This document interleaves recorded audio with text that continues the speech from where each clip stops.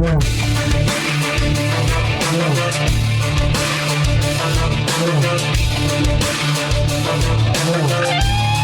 தமிழொலி நேயர்களுக்கு வணக்கம். ஈழத்து சிறுகதைகள் பற்றி கடந்த சில வாரங்களாக கலந்துரையாடலில் ஈடுபட்டிருக்கிறோம். கிட்டத்தட்ட இம்முறையும் அடுத்த அமர்விலும் இந்த சிறுகதை பற்றிய தொடர் நிறைவு பெறும் என்பதை அறிவிக்க விரும்புகிறேன். இன்று நாங்கள் 2000 பின் வந்த சிறுகதைகளை பார்க்க இருக்கிறோம். அவற்றிலே வடபுலம், கிழக்கிலங்கை, மலையகம், தென்னிலங்கை இவையும் வரலாம். பங்கு பெற்றுகிறவர்களுடைய அவர்களுடைய அனுபவ வீச்சை பொறுத்து. இங்கே என்னோட இதில் பங்கு பெற்றதற்கு வழமையாக தமிழொலி நேயர்களோடு பரிச்சயமான தபேந்திரன், குணேஸ்வரன், ஈசு முரளிதரன் ஆகிய மூவரும் வந்திருக்கிறார்கள்.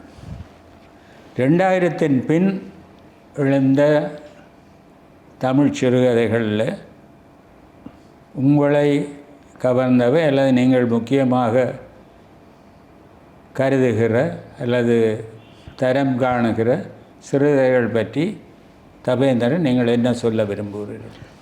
டான் நேயர்களுக்கு முதல் கண் எனது வணக்கம். 2000ஆம் ஆண்டுக்கு பின்னர் வந்த சிறுகதைகளினுடைய பரப்பில் பலவிதமான பாதிப்புகள் உள்ளன.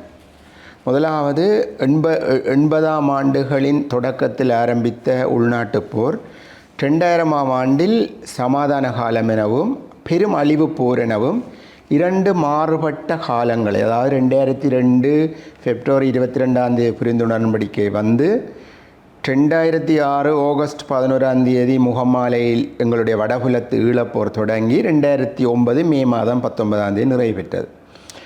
ஒரு சமாதான மிக அமைதியான காலம், மிக உக்கிரமான போர்க்காலம் என்ற ரெண்டு பக்கங்களை பார்க்கிறோம். 2010க்கு பின்னர் நாங்கள் பார்த்தோம் என்றால் போரின் நினைவுகள், அந்த கால மாற்றங்கள் என்று பலவிதமான எழுத்துக்கள் அந்த 2010க்கும் 20க்கும் இடைப்பட்ட காலத்தில் வந்துள்ளது.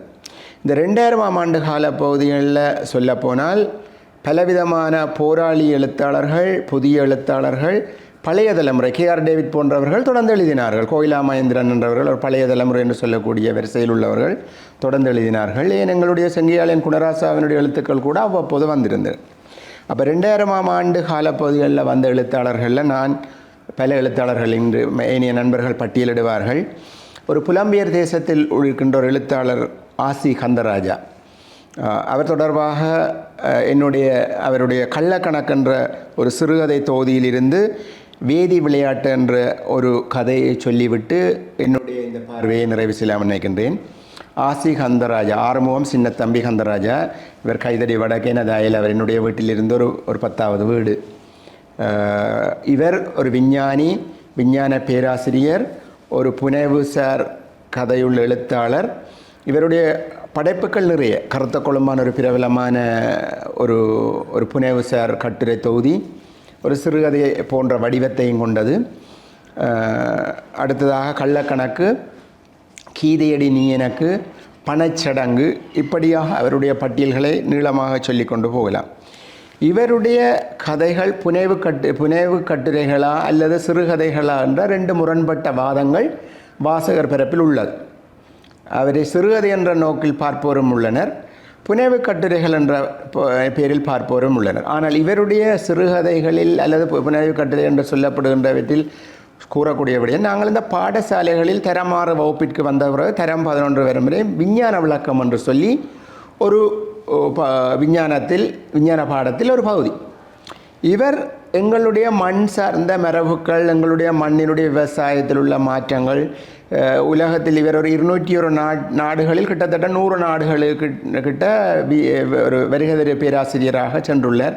எங்களுடைய யாழ்ப்பாண பல்கலைக்கழகம், பேராதனை பல்கலைக்கழகம், சென்னை பல்கலைக்கழகங்களுக்கு கூட தொடர்ச்சியாக வந்து போகின்றார். இப்பொழுது 70 வயதை தாண்டியவர்.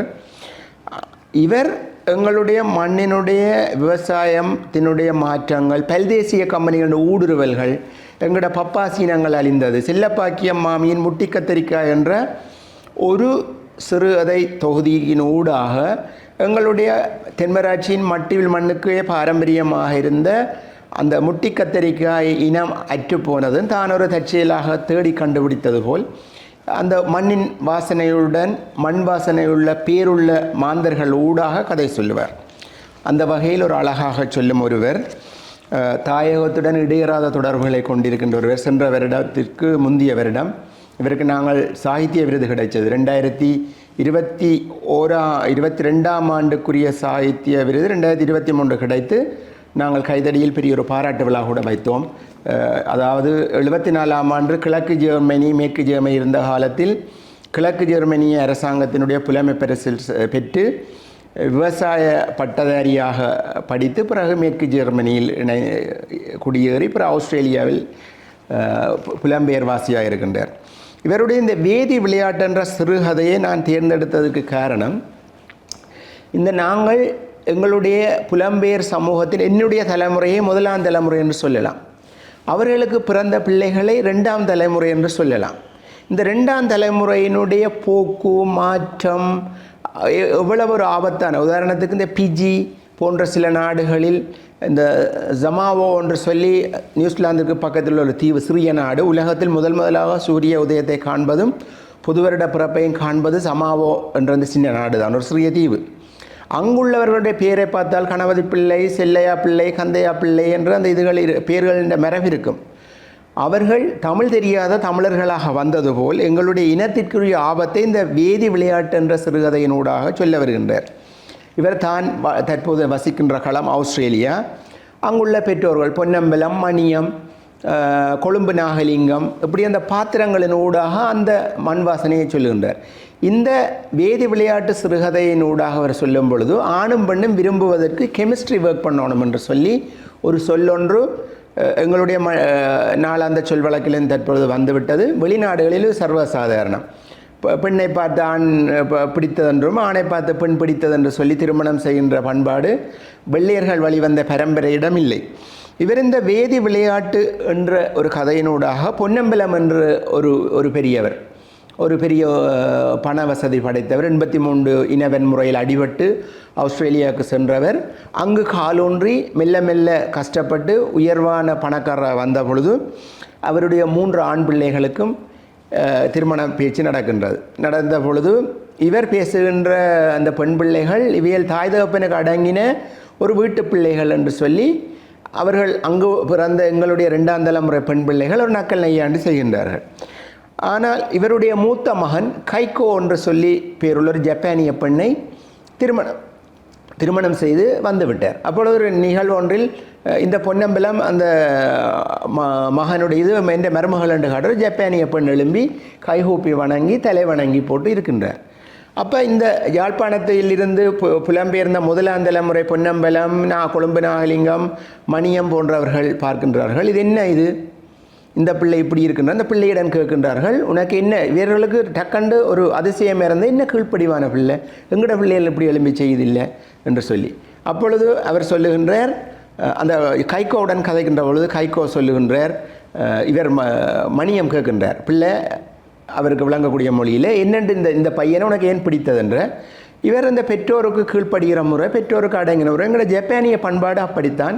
பெற்றோர்களை உயர்வாக மதித்து பெற்றோருடைய சொல் கேட்டு வாழ்கின்ற பழக்கம் எங்களுடைய, அந்த பழக்கம் இவருடைய குடும்பத்திலும் இருக்கின்றது. ஆகவே நான் கைகோவாகிய நான் பொன்னம்பலத்தாரன் மூத்த மகன் அவரை விரும்பி திருமணம் செய்து கொண்டேன் என்று சொல்கின்றார்.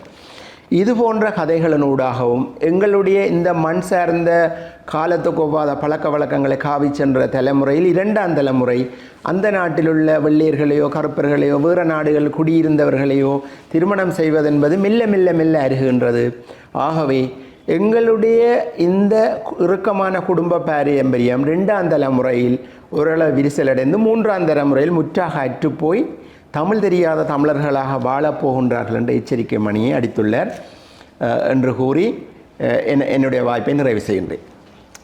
நன்றி தபேந்திரன், மிகவும் சுவாரஸ்யமான செய்திகளை சொல்லி இருக்கிறீர்கள். எனக்கு ஒரு தெளிவு வேணும். இந்த நீங்கள் சொல்கிற அந்த பெயர்கள் பொன்னம்பலம், அந்த பெயர்கள் இங்கே இருந்து புலம்பெயர்ந்து போன ஆக்களுடைய பெயர். 1ஆம் தலைமுறையைச் சேர்ந்தவர்கள் கொழும்பு நாகலிங்கம், பொன்னம்பலம், மணியம் அவர்களுடைய பிள்ளைகளுக்கு தான் இந்த திருமண பேச்சு நடைபெறுகிறது. சரி, அது நான் தெளிவாக இருந்தது. இல்லாட்டில் இந்த நீங்கள் இன்னொன்று சமோவா பற்றி சொன்னீங்களே, அது ஒரு தீவு நியூசிலாந்துக்கு அங்காள், அதாவது பூமியில் முதலாவது சூரிய உதயத்தை காண்ற சமாவோ ஐலண்ட், அந்த ரெண்டாவது தான் நியூசிலாந்து. அதில் அதுவும் இந்த மானிடவியல் பண்பாடுகளை ஆராய்கிறவர்களுக்கு மிக முக்கியமான தளம் சமோவா. நெடுங்காலத்துக்கு முன்பு சொல்லப்போனால் 66, 67ஆம் ஆண்டளவில் எங்களுக்கு கல்வி உளவியல் விரிவுரை எடுத்த பேராதனையைச் சேர்ந்த ஒரு சிங்கள விரிவுரையாளர் ஒரு புத்தகத்தை சொன்னார், coming of age in Samoa. சமோவாவில் ஒரு வயது வந்தவர்களாக ஆகிறது எப்படி எதிர்கொள்ளப்படுகிறது என்பதை பற்றி சொல்லியிருந்தார். நான் அதை முதல்ல அது அவர் சொல்லித்தான் நான் கேட்டது உண்டு.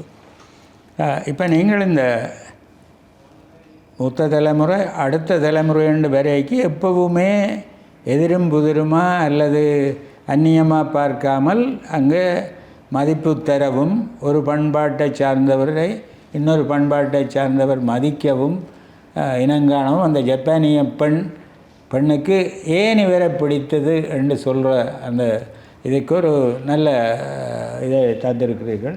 நன்றி. அது சுவாரஸ்யமான விஷயம். மற்றது நீங்கள் ஆசை கந்தராஜாவை பற்றி சொன்னது மிகவும் பொருத்தம். அவர் எங்களுடைய கவனத்தை பெறுகின்ற சமகால எழுத்தாளர், ஒரு கல்விமான், விரிவுரையாளர், இந்த தாவரவியல் நிபுணர். அவர்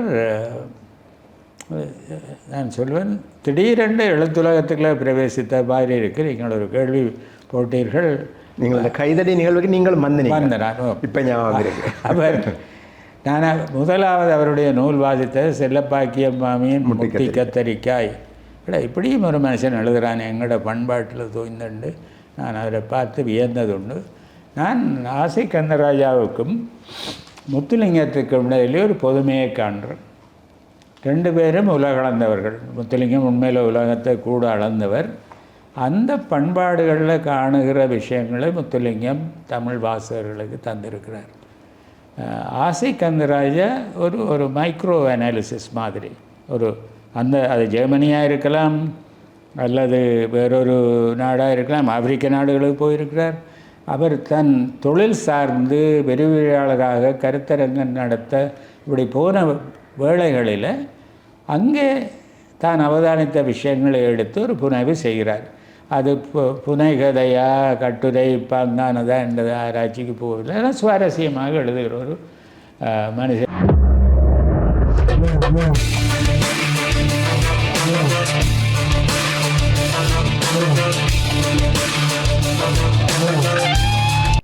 இந்த கலந்துரையாடலில் அடுத்து கலந்து கொள்ளுகிறவர்கள் தமிழ் நேயர்களுக்கு பரிச்சயமான திரு குணேஸ்வரன் அவர்கள். நீங்கள் 2000 ஆண்டுக்கு பின்னுக்கு வந்த எந்த எழுத்தாளரை முதன்மைப்படுத்தி அல்லது எந்த எழுத்தாளர்களை முன்னிலைப்படுத்தி உரையாட விரும்புகிறீர்கள்? டான் தமிழ் நேயர்களுக்கு வணக்கம். நாங்கள் 2000 பின்னரான கதைகள், அந்த கதைகளுடைய போக்குகளை பற்றி பேசி கொண்டிருக்கிறோம். அதில் சில படைப்புகளை சுட்டிப்பாக கொஞ்சம் விரிவாக பேசுவதற்கும் வாய்ப்பு கிடைத்திருக்கிறது.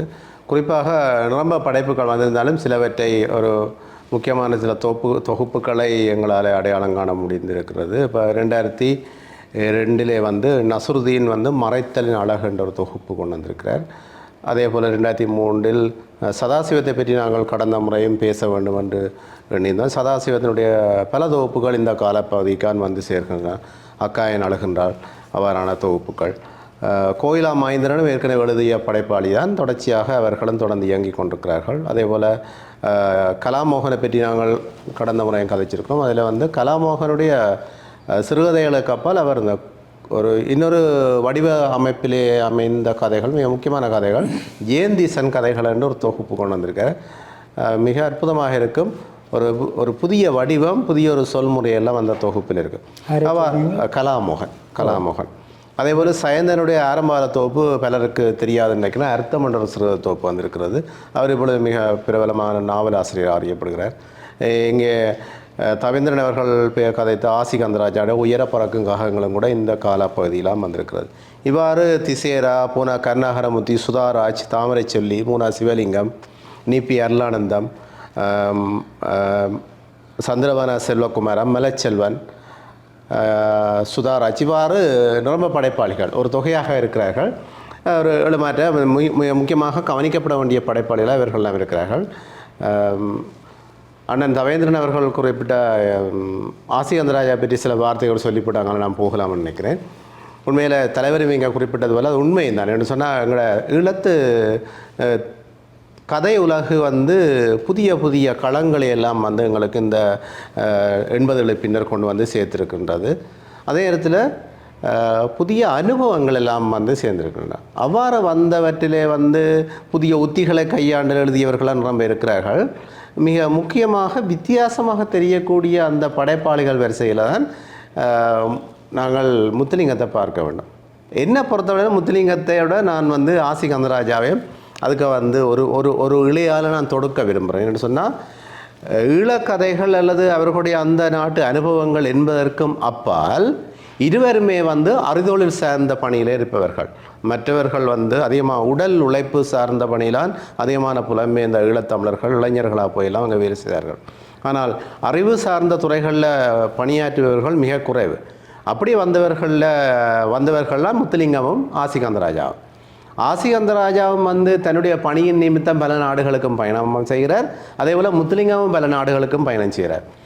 முத்துலிங்கத்திடம் ஆசி கந்தராஜான இருக்கக்கூடிய அந்த அனுபவங்களில் முக்கியமாக என்னென்னு சொன்னால் அவர்கள் எந்தெந்த நாடுகளை சென்றடைந்தார்களோ அந்த நாட்டினுடைய முக்கிய அந்த வித்தியாசமான எங்களோட பார்வையில் நாங்கள் தமிழ் கலாச்சாரத்துக்குள்ள வந்தவர்கள் எங்களுக்கு அந்நிய கலாச்சாரம் அல்லது அந்த அந்நிய பண்பாடில் சில வித்தியாசங்கள் தெரிகின்றன. அந்த வித்தியாசங்களை தான் இவர்கள் அற்புதமாக அந்த கதைகளில் கொண்டு வரணும். அதில் இப்போ நீங்கள் சொன்னதுக்கு பிறகு இன்னும் கொஞ்சம் யோசிக்கக்கூடியா இருக்கிறேன்னு சொன்னால் அறிவியல் புனைகதையாளராக கூட அதே ஏற்கனவே எங்களுக்கு தமிழில் சுயாத்தா இருக்கிறாரு. சுயாத்தா செங்கேலியங்குடைய எழுதியிருக்கார். நல்ல அருமையான அறிவியல் புனைகதை எல்லாம் எழுதியிருக்காரு. அதாவது சிறுகதை எழுதியிருக்கார். எனக்கு சுயாத்தாவுடைய அந்த மஞ்சள் ரத்தம் என்ற கதை வாசிக்கிறான். அதே போல் பின்னரும் கூட அந்த சிறுவர் சஞ்சிகள் வரைக்கும் இன்னும் பலர் அடையாளப்படுத்தப்பட்டார். அப்படியான ஒரு தன்மையிலையும் கூட ஆசி கந்தராஜா வருவார். ஒருவேளை அந்த மாம்பழத்தை பற்றி கதைக்கு இன்றைக்கு இருக்கிற கப்பல் வாழைப்பழம் இன்றைக்கு நாங்கள் எடுத்தோம்னு சொன்னால் கப்பல் வாழைப்பழத்தை சாப்பிடல இடையிலே ஒரு ஒரு கொஞ்சம் கட்டி போல இருக்கும், கடினமான. அது ஒரு நாள் வேறு நேரே அவரோட உரையாடி கொண்டிருக்க சொல்ல ஏன் இப்படி இருக்குது. இன்றைக்கு இந்த 12 வருஷத்துக்கு ஒருக்கா தான் கோயில் கும்பாசனம் செய்கிறது. ஏன் 12 வருஷத்துக்கு ஒருக்கா கோயில் கும்பாசனம் செய்யணும்? அந்த கலசத்தில் என்ன இருக்கு? அப்போ இப்படியெல்லாம் நீங்கள் சொன்ன அந்த பண்பாட்டினுடைய சில கூறுகளை எல்லாம் கொண்டு ஒரு புனைவு எங்களுடைய வழக்காறுகள் அந்த இதுக்களால் கொண்டு சேர்ப்பார். ஆனால் கதைகளுக்கு நாங்கள் அதை தெளிவாக வரையறுக்கலாம். அவருடைய சிறுகதைகளை புரியுமா அப்படி முத்துலிங்கனுடைய சிலையங்களை நீங்கள் முத்துலிங்கம் அறிவியல் கட்டுரைன்னா அனுபவ கட்டுரையும் எழுதுவார், மற்றவர்களை பற்றிய கட்டுரையும் எழுதுவார், சிறுகதையும் எழுதுவார். எல்லாமே புனைவு போலான் இருக்கும். ஆனால் ஒரு நுண்ணிய ஒரு வித்தியாசம் இருக்குது. அவர் சொல்லுவார் ஒரு வீதம் பொய்யாக இருந்தாலும் அது புனைவு தான் என்று சொல்லுவார். அப்போ அதே போல் இந்த 2 படைப்பாளிகளும் சரியான வித்தியாசமாக இருக்கிறார்கள். இதே போல் இன்னும் பலர் இருக்கிறார்கள். இதை தாண்டியும் உலக அளவில் பொதுமையான பக்கங்கள் எழுதக்கூடியவர்கள் கூட நாங்கள் ஏற்கனவே அவர்களை பற்றி கதைச்சிருக்கிறோம். கலாமோகன், கருணாகரமுத்தி இப்படியானவர்கள் இன்னும் இதை தாண்டியும் கூட சில விஷயங்களை அவர்கள் சிந்திக்கிறார்கள். ஆகவே மிக அற்புதமான கதை உலகம் எல்லாம் இந்த 2000 சேர்ந்திருக்கின்றன. நான் கதைக்கு வந்ததை விட்டு நாங்கள் போயிட்டேன்னு நான் இதில் இந்த இந்த உரையாடலில் பிரமிளா பிரதீபனுடைய படைப்புகளை நான் முதன்மைப்படுத்த விரும்புகிறேன். பிரமிளா பிரதீபன் 2000க்கு பின்னர் எங்கள் எப்படி நாங்கள் தாட்சாயனர், ராஜேஷ் கண்ணன் அந்த தலைமுறைகளை பார்க்குறோமோ அந்த தலைமுறைக்கு வரக்கூடிய ஒரு ஆள் தான் பிரமிளா பிரதீபன். நீங்கள் யோசித்து பார்க்கலாம்னு சொன்னால் மலையக படைப்புகள் எங்களுக்கு அங்கே அந்த ரத்தமும் சதயமான அவருடைய வாழ்க்கையெல்லாம் எங்களுக்கு கொண்டு சேர்க்கின்றன தான்.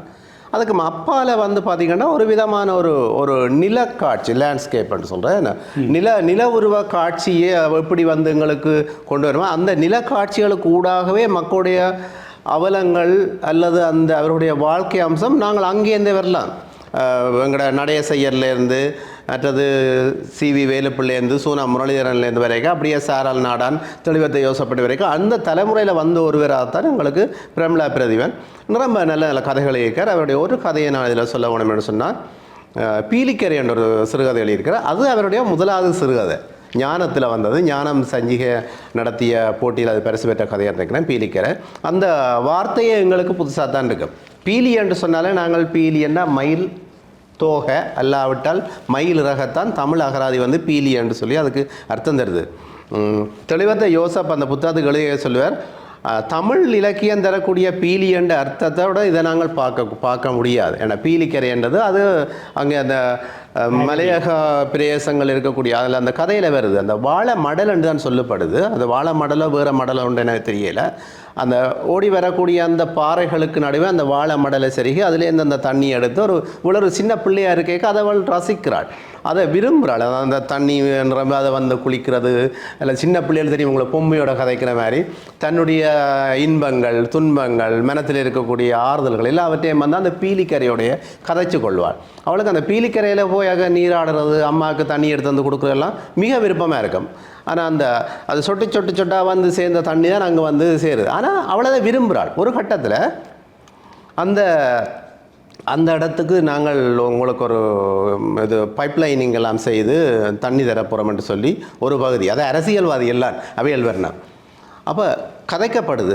அந்த இடமெல்லாம் உடைச்சு எடுக்க போகிறாங்க, எங்களுக்கு வந்து தொட்டியெல்லாம் போட்டு தண்ணி தரப்போகிறாங்கன்னா ஒரு கனவு காண்றாள். கனவுல எல்லாம் அந்த வேலை செய்கிறக்கு மண் கல்லெல்லாம் கொண்டு வந்து வச்ச வேட்டை இல்லை இதெல்லாம் குழப்பாதையும் கொண்டு சொல்லி போட்டு ஆத்திரத்தில் கல் எடுத்து எறிய அவருக்கு மண்ணில் பட்டு ரத்தம் வந்துட்டு இதெல்லாம் அவளோட கனவில் வருது. அப்போ இப்படியெல்லாம் அப்படின்னா அவள் அந்த பீலிக்கரையிலே அந்த நீர் எடுக்கிறத அவள் விரும்புகிறாள். பிறகு மெல்லிய ஒரு விமர்சனத்தை பிரமிளா பிரதிபன் மிக நாசூக்காக இதுக்குள்ள கொண்டு வர்றாள். அப்போ அவள் மற்றவர்கள் எல்லாரும் அந்த பீலிக்கரை வந்து ஒரு நல்ல ஒரு தண்ணி பெறக்கூடிய ஒரு தொட்டியாக மாறுறதை விரும்புகிறோம். ஆனால் இவளுக்கு அது விருப்பம் இல்லை. ஒரு 3 மாதம் போயிருக்கும், பழையபடி அங்கே தண்ணியும் வரையில் ஒன்றும் வரையில் சனம் திருப்பியும் கிணத்தடித்தான் போது இவள் திருப்பியும் பீலிக்கரைக்கு வர்றாள். எல்லா சனமும் அந்த அரசியல்வாதிகளை திட்டி கொண்டிருக்குது. ஆனால் இவள் மட்டும் மனசுக்குள்ளே சிரிக்கிறாள், பரவாயில்ல திருப்பி எனக்கு பீலிக்கரை வந்துட்டுன்னு சொல்லி. அப்போ பாருங்க, அப்போ பிரமிளா சொல்கிறான்னா நாங்கள் மலையக கதைகளை நாங்கள் எடுத்துக்கொண்டு போனால் எந்த கதையில் பார்த்தாலும் ஒரே அவலங்களை தான் எல்லாருமே சொல்லி கொண்டிருக்கணும். அதாவது மலையகத்துக்கே உரித்தான தனித்தன்மையுடன் மேற்குழம்பும் வாழ்வியற் பண்புகளை வெகு இயல்பாகவே இந்த கதையிலே கொண்டு வர்றான்னு சொல்லி தெளிவத்த யோசப் சொல்கிறார். அப்போ அதை பிரமிளா அதை எப்படி தன்னுடைய ஒரு வாக்குமூலமாக அதை ஏற்றுக்கொள்கிறான்னு சொன்னால், அதை தன்னுடைய வாக்குமூலம் சொல்கிறான்னு சொன்னால், இவ்வளவு காலம் நாங்கள் மலையகத்தின் குறைகளை வந்து எங்கும் கேட்டிருக்கிறோம். அதைத்தான் இந்த கதைகள் எல்லாமே பேசி கொண்டிருக்குது. அதை அப்படி பேசுவதாக தான் எனக்கு பட்டது. நியாயம்தான் அது. ஆனால் அந்த குறைகளை அழகாய் சொல்வதற்கு எனக்கு ஒரு வாய்ப்பு கிடைச்சிருக்கு. அந்த முயற்சி தான் இந்த கதைகள் என்று சொல்லி. அப்போ இந்த கதைகளை வந்து ஒரு அப்பட்டமாக வந்து அரசியல் கருத்துக்களோ அல்லது விமர்சனம் வந்து அப்பட்டமாக வராது. ஆனால் மிக ஒரு அழகான ஒரு சிறுகதைக்குரிய அம்சத்தோடு வரும். இதே போல் நிரம்ப கதைகள்லாம் வழி இருக்கிறது. அதே போல் பாக்குப்பட்டி என்ற ஒரு கதை இருக்குது. பாக்குப்பட்ட வேலை சிம்பிள் ஒரு 3 பக்கம் உள்ள கதை. இங்கே யாழ்ப்பாண பிரதேசத்தில் வந்து இந்த தென்னம் அதேமாக கமுகு மரத்தில் இந்த சின்ன பிள்ளைகள் வந்து இருத்தி போட்டு அவள் இழுத்து கொண்டு திரும்பி நம்ம எல்லாம் அது என்ன சொல்லப்படுதுன்னு சொன்னால், அங்கே இருக்கக்கூடிய அந்த பையன்கள் சின்ன பையன்கள் வந்து பாக்குப்பட்டை விழுந்து அந்த பாக்குப்பட்டையில் இழுத்து கொண்டு பயணம் செய்கிறன்றது அவைக்கு பெரிய சந்தோஷம். அப்போ எங்கேயாலும் அப்படி ஒரு பாகுப்பட்ட கிடைச்சா காணும் அவங்களுக்கு சந்தோஷம். அப்போ ஒரு உயரமான இடத்துலேருந்து இழுத்து கொண்டு இதில் பாருங்க, இதில் இருக்கக்கூடிய சோகம் என்னென்னு சொன்னால், அந்த 5-6 சிறுவர்கள் அந்த பாக்குப்பட்டை தேடி போய் ஒரு இடத்த அப்படியே முள்ளு கம்பி போட்டு அடைச்சிருக்கு. அந்த பாக்குப்பட்டையை கீழே விழுந்துருக்கு, எடுக்க வேணும். இவன் எடுக்க போய்க்க அந்த முள்ளு கம்பிக்கு இருக்குது, ஆனால் அங்கே இருக்கிறத விட மாட்டார். அப்போ இவன் சொல்கிறான், அங்கே இருக்கிற வேற அந்த பெரியவர் விட மாட்டான்டா. இவன் இன்னொரு சொல்கிறான், அவர் கல்லால் எடுத்து எறிகிறான். சிசி அதெல்லாம் செய்யக்கூடாது அப்படின்னு சொல்லி இவன் போயிடுவாங்க. ஆனால் ஒரு 3 நாள் கழித்து சொல்லப்படுது, அந்த கங்காணியாருக்கு மேலே ஒரு பெரிய பாக்கு மரம் விழுந்து ஆளுங்க காயப்பட்டு போயிருக்கிறாங்க. இப்போ எல்லோரும் ஓடைக்கு இவங்களும் ஓடி போகிறாங்க. போய் அவையோட சேர்ந்து தாங்களும் மேலே உதவி செய்து போட்டு இந்த விழுந்து போய் கிடக்கிற பாக்கு மரத்துலேருந்து 2 பட்டியை எடுத்துக்கொண்டு ஓடி வரணும். அவைக்கு மிகப்பெரிய சந்தோஷம். உண்மையில் இந்த கதை என்ன சொல்லுதுன்னு சொன்னால், இந்த விளையாடக்கூடிய சிறுவர்களுக்கு ஒரு பாக்குப்பட்டை கூட எடுத்து விளையாடுறதுக்கு வாய்ப்பில்லாத ஒரு சமூகமாக அந்த சமூகம் இருக்குதுன்றது தான் அதில் சொல்லப்படும். ஆகவே ஒரு உழைப்பாளர் அங்கே சிவி வேலுப்பிள்ளை சொன்னதை போல், இந்த புதைத்த மண்ணில் தானே உன் அப்பனும் வந்து ஏறி மிதித்து இங்கு எவர் வாழ்வதற்கோ பாடுபடுறார் என்று சொன்னதை போல், இவ்வாறாக அந்த அவலங்களை எல்லாம் இந்த மலையக இவ்வாறான கதைகளை பிரமிளா பிரதீபன் இந்த தலைமுறையில் மிக அற்புதமாக எழுதி வருகிறார். பிரமிளா பிரதீபனுடைய கதைகளை நான் ஞானம் இதழில் தான் வாசித்தது உண்டு. ஒரு வித்தியாசமான எழுத்து. அதில் ஒரு எழுத்தாளருக்குரிய ஒரு ஈடுபாடு, அர்ப்பணிப்பு, அதை என்னால் உணர முடிந்தது. நீங்கள் சொல்கிற பார்க்கப்பட்ட நான் நினைக்கிறேன் கமுகோலேண்டே அந்த அதெல்லாம் வச்சு எழுக்கிறது அது ஒரு அனுபவம் சொல்லி பகிர்ந்து கொள்ளலாம்.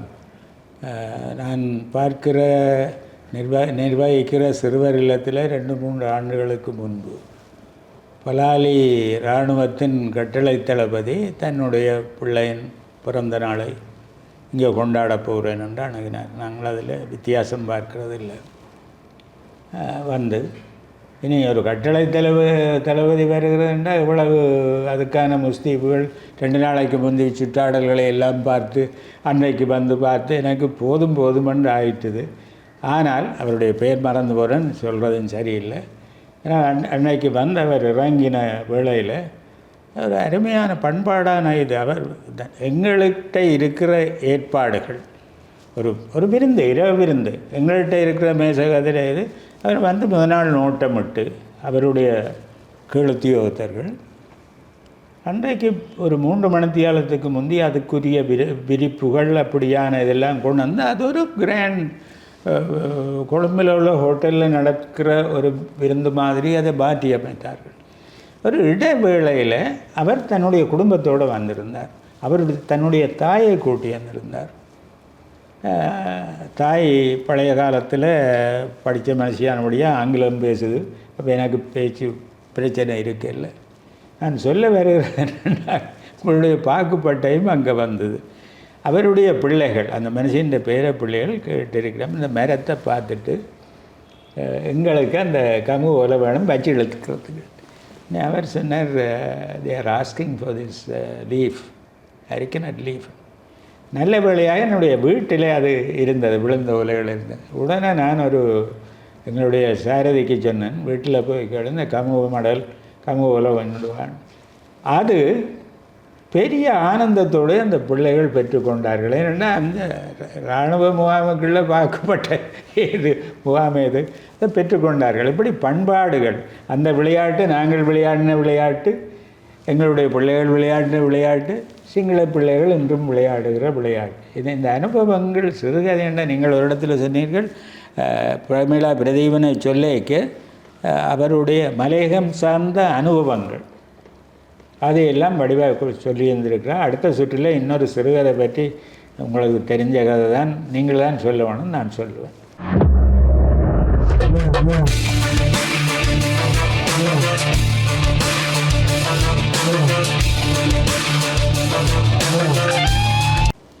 இனி நாங்கள் ஈசு முரளிதரனிடம் போவோம்.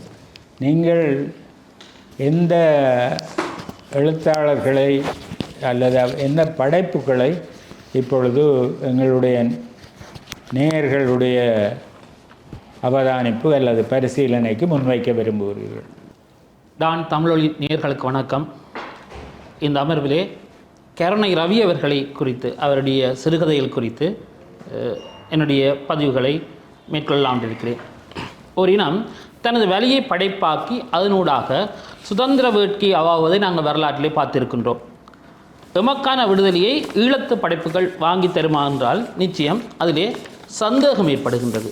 அதற்கான காரணம், எமது படைப்புகள் ஒன்று விடுதலையை பூரணமாக ஆதரிப்பவையாக உள்ளன, இன்னொரு பக்கம் விடுதலையை பூரணமாக எதிர்ப்பவையாக உள்ளன. மூன்றாவது, விடுதலை போராட்டத்தில் உள்ள குறைகளை பேசிவிட்டு அவற்றை ஆதரிக்கின்ற பண்போடு இருக்கின்ற படைப்புகள். நான்காவது, இன்னொரு வகையான படைப்புகள் அனைத்திற்கும் மௌனம் சாதிக்கின்ற படைப்புகளாக காணப்படுகின்றன. இந்த வகையில் நோக்கும்போது கருணை ரவியினுடைய படைப்புகள் போராளிகளை 100% புனிதப்படுத்தும் தன்மையோடு காணப்படுகின்றன. போராளிகள் மீதான விமர்சனங்கள் அவையெல்லாம் திட்டமிட்டு கட்டப்படுபவை, அவை சிறிதும் உண்மையற்றவை என்ற தளத்தில் தான் கருணை ரவியுடைய சிறுகதைகள் அனைத்துமே காணப்படுகின்றன. அவருடைய கதைகளை வாசிப்பவருக்கு இந்த தளம் நன்கு புரியும். இது அவருடைய மனசி என்ற நாவல் கூட இவ்வாறான தளத்தில் தான் கட்டமைக்கப்பட்டிருக்கிறது. நான் காவோத உயர்தரம் படித்து கொண்டிருந்த தருணத்தில் தான் கர்ணை ரவியுடைய ஒரு சிறுகதையை முதல் படித்தேன். அந்த கதையினுடைய இறுதி முடிவு தவளைப்பாய்ச்சல் நடவடிக்கையை மையமாக கொண்டதாக அமைந்திருந்தது. அதில் இருக்கின்ற ஒரு இராணுவ வீரனுடைய உருவ சிலையே ஒரு சிறுவன் உடைப்பதை போன்ற அந்த முடிவு அந்த ஈழநாத பத்திரிகையில் வந்த அந்த கதையிலே இருந்தது. இதே வகையான ஒரு கதையை நான் ஆனந்தி வீடில் ஏற்கனவே வாசித்திருக்கிறேன். ஒரு இராணுவத்தால் பாதிக்கப்பட்ட ஒரு சிறுவன் அவன் அந்த விளையாட்டுக்காக வாங்கி கொடுக்குற பிளாஸ்டிக் இராணுவ உருவ பொம்மையை உடைப்பது போன்ற கதை. அப்போ இந்த 2 கதைகளுக்குமான அந்த ஒற்றுமையை சொல்லி நான் அவரோடு உரையாடிய போது அவர் அப்போ தான் என்ன கேட்குறார், நீ என்ன செய்கிறாயின்னு. நான் இப்படி படித்து கொண்டிருக்கிறேன். அப்பொழுதுதான் இருவருக்குமான அந்த உறவு தொடங்கியது. அதன் பிறகு அவர் எழுதிய கதைகள் பலவற்றை நான் வாசித்திருக்கிறேன். நான் எழுத முற்பட்ட போது என்னை ஆற்றுப்படுத்த ஒருவராக கூட கர்ண ரவி அமைந்திருந்தார். அவருடைய கடவுளின் மரணம் தொகுப்பு ஈழத்திலே வந்த சிறு தொகுப்பில் மிக மிக முக்கியமான ஒரு தொகுப்பாக பார்க்கிறேன். முள்ளிவாய்க்கால் அவலங்களை எடுத்து சொல்லக்கூடிய வகையில் அந்த தொகுப்பில் உள்ள கடவுளின் மரணம் என்ற கதை அமைந்திருந்தது. அந்த பெருவழியிலே பெண்கள் மலங்களிப்பதில் ஏற்படுகின்ற இடர்பாடுகள், பிணங்கள் சிதறி கிடக்கின்ற அந்த நிலைகள், அந்த பிணங்களிலிருந்து நகைகளை திருடுகின்ற தன்மை, இப்படி பல்வேறு நிகழ்வுகளை அந்த நிகழ்வுகளின் கோர்வையாக அந்த கதை மிக அற்புதமாக எழுதப்பட்டிருந்தது. அதே மாதிரி பிரிகி என்ற ஒரு கதை. அங்கே அந்த முள்ளிவாய்க்காலே தரப்பாளுக்களில் இருக்கின்ற ஒரு குடும்பம், அந்த குடும்பத்துக்கு ஏற்படுகின்ற சிக்கல்களை மையமாக கொண்ட ஒரு கதையாக இருந்தது. கதைக்கு என்ன பேர்? பிரிகை. பிரிகை. இதே மாதிரி கர்ண ரவி எழுதின கதைகளில் எனக்கு மிகவும் பிடித்த கதை காலமுகம். இந்த காலமுகம் சிறுகதையை நாங்கள் வாசிக்கல. இந்த கதை வெள்ளிப்பாசரம் கதையை வாசித்த ஒரு அருட்டுணர்விலே எழுதப்பட்டிருக்கலாம் என்று எங்களுக்கு தோன்றும். ஏனென்றால் வெள்ளிப்பாசரம் சிறுகதை வல்லுர கோயிலில் தொடங்கி வெள்ளை வழியிலே முடிவடையும். இந்த காலமுகம் சிறுகதை தில்லியம்பல பிள்ளையாரிலே தொடங்கி வெள்ளை வழியில் முடிவடையும். தில்லியம்பல பிள்ளையாருக்கு மோதகம் வைக்கப் போகின்ற ஒருவர் அந்த இராணுவ ஒரு பதட்டமான காலத்திலே மிக வேகமாக வெள்ளை வழியை தாண்டி விட வேண்டும் எத்தனத்தில் வருவதும் அவர் போராளிகளை சந்திப்பது ஆன விடயங்களை அந்த காலமுகம் சிறுகதை மிக அழகாக சொல்லும். அந்த கதையினுடைய காத்திரத்தன்மையாக சொல்லக்கூடியது அந்த கதை வெளிப்படுத்தும் புவியியற் சூழல். வடமராட்சியினுடைய புவியியற் சூழலை மிக அழகாக அந்த கதை வழி கொண்டு வந்திருக்கின்றது. ஆணியுத்தரத்திலே கப்பூது கந்தனுக்கு போகின்ற நிகழ்வு, அந்த பிரதேசத்தில் இருக்கிறவங்க தெரியும். தாமூரம்பிள்ளை என்னுடைய பவுசர் தன் முழுமையாக நீரை தாங்கி செல்கின்ற அந்த நிகழ்வு, அங்கே இருக்கிற சுடலைகள், சோனப்பு சுடலை, பூரந்திட்டி சுடலை, அந்த சுடலையுடைய தோற்றம், அந்த சுடலையில் எழுதப்பட்டிருக்கின்ற கெட்ட வார்த்தைகள், இவற்றை எல்லாவற்றையும் அவர் மிக அற்புதமாக அந்த கதையிலே பதிவு செய்திருப்பார். சுடலைக்கு பின்னாலே இருக்கிற இடத்திலே மாட்டு வண்டி சவாரி நடக்கின்ற நிகழ்வு, வெள்ளன் பிள்ளையார், அந்த வெள்ளன் பிள்ளையாருக்கு பக்கத்தில் இருக்கிற அந்த 10 வீட்டு திட்டம், இப்படி பல்வேறு விடயங்களை உப்புமால் சொல்லிக்கல இதில் உப்பழுகின்ற விடயம், அதுக்கு பக்கத்தில் இருக்கிற வெற்றி காட்ட பிள்ளையார், மண்டான் சந்தி, மண்டான் ஏற்றம், வெள்ளை வழி, இப்படி அனைத்து விடயங்களையும் மிக அற்புதமான ஒரு புவியியல் சூழலோடு அந்த காலமுகம் கதையில் கர்ண ரவி அவர்கள் மிக அற்புதமாக வெளிப்படுத்தியிருப்பார். அதே மாதிரி கர்ண ரவியுடைய இன்னொரு முக்கியமான சிறுகதை முள்ளிவாய்க்காலும் முறைப்பாட்டு கடிதம். இந்த கதை ஒரு கடித வகையிலே எழுதப்பட்டதாக இருக்கும். இதே மாதிரி புஷ்பனுக்கு 2 பொடிக்காட், இப்படி ஒரு கதையும் எழுதியிருக்கிறார். இந்த கதையும் வாசிப்பதற்கு மிக ஒரு நல்ல அதிர்வை தருகின்ற ஒரு கதையாக இருக்கும். இதுவும் முள்ளிவாய்க்கால் சூழலை மையப்படுத்தி தான் இந்த கதையும் எழுதப்பட்டிருக்கும். முள்ளிவாய்க்காலில் பங்கர் வெட்டி வாழுகின்ற தம்பதிகள், இப்பொழுது ஒரு போராளி அங்கே வந்து கொண்டிருக்கிறார்.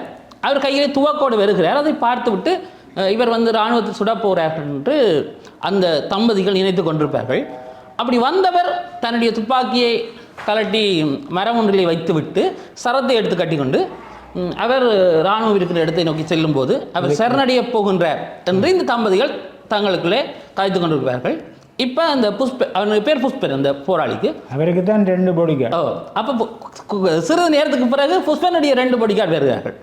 அப்போ இந்த தம்பதிகள் தங்களுக்குள்ள வைப்பார்கள், இந்த 2 பொடிக்காரும் அப்படியும் சரணடைய போவார்கள், அவர்களோடு சேர்ந்து நாங்களும் போவோம் என்று. ஆனால் சிறிது நேரத்துக்கு பிறகு ஒரு மிக பெரிய வெடிச்சத்தம் கேட்கிறது. இவர்கள் பயந்து போயிருக்கிறார்கள். அப்போ அந்த புஷ்பனுடைய பொடிக்காட் வந்து இவர்கள் பதற்றத்தை தணித்து அந்த செய்தியை சொல்கிறார்கள். இப்படி புஷ்பன் வந்து தற்கொலை போராளியாக உள்ளே சென்று இறந்து விட்டான் என்று சொல்லி அந்த கதை முடியும். அதாவது நான் ஏற்கனவே சொன்ன விடயம் தான். அதாவது மக்களுடைய பார்வையில் இருக்கின்ற விடயம் என்பது அந்த தளம் வேறு என்பதை அவர் ஒவ்வொரு கதையிலையும் இங்கே இது ஒவ்வொரு வதந்தியும் வேறு வேறு வகைய திசையிலே வேறு வகையாக திரும்புகின்றது என்பதை தன்னுடைய ஒவ்வொரு கதையிலும் நிரூபிப்பதாக, அதை புனிதப்படுத்துவதாக இவருடைய கதைகள் காணப்படுகின்றன. இன்னொரு அவர்களே சந்திப்போம். அப்போ நீங்கள் முதல்ல அறிமுகத்தில் சொன்ன இந்த போரை மையமாக வைத்து சிறுகதை புனைந்தவர்கள் ஒன்றில் விடுதலை போராளிகளை ஆதரிப்பவர்களாகவும் அல்லது எதிர்ப்பவர்களாகவும் வேறு சிலர் மௌனம் சாதிப்பவர்களாகவும் இருக்கிறான்னு 3 திறத்தாரே சொன்னீங்க.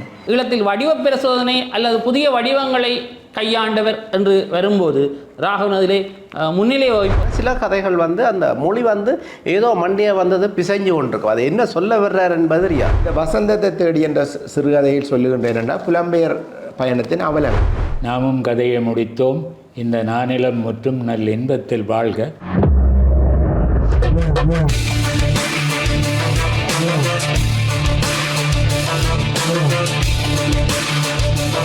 Oh,